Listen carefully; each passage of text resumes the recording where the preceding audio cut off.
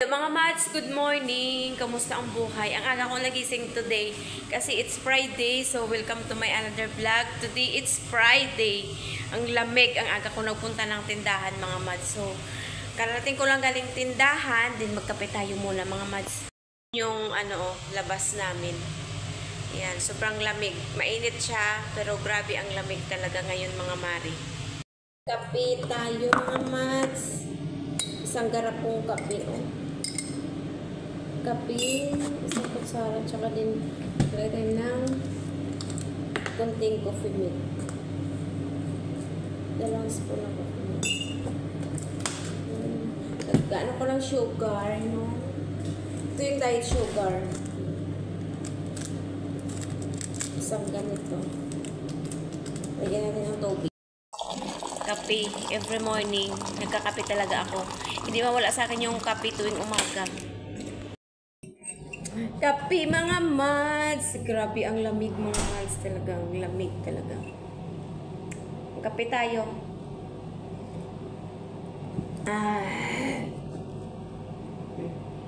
Kay madam sana to. Hindi niya kinain. So ako na lang kakain.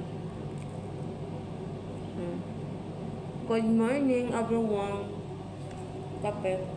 Grabe ang lamig. Mainit na malamig. May araw siya pero malamig. Kape.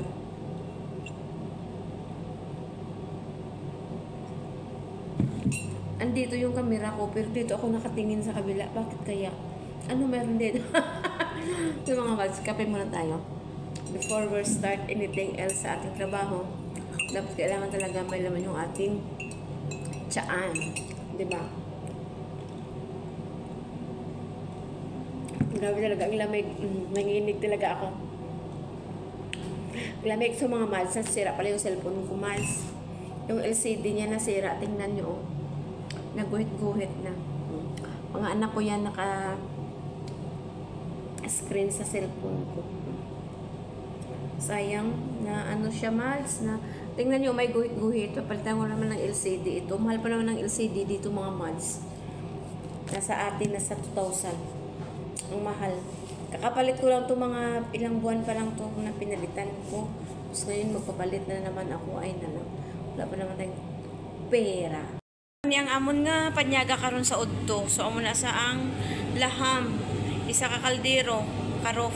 So ito na yung namon kagabi.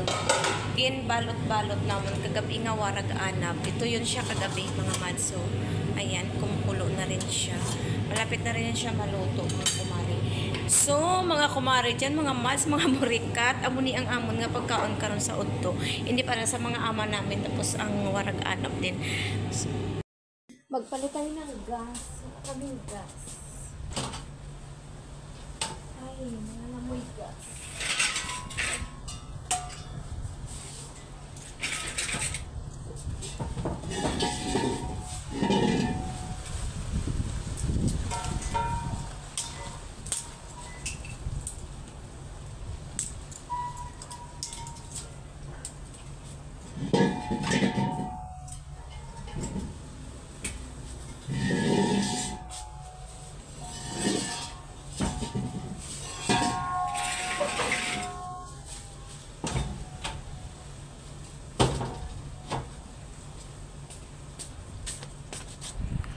Tapos ako magpalit ng gas namin, punta muna ako dito.